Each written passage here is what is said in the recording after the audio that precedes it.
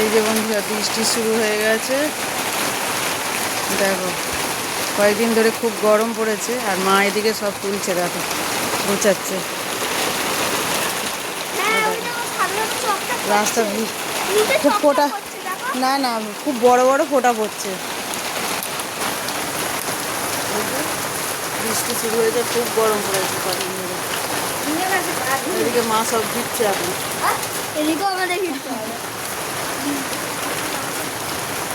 ঘিরতে হবে না এখন, জল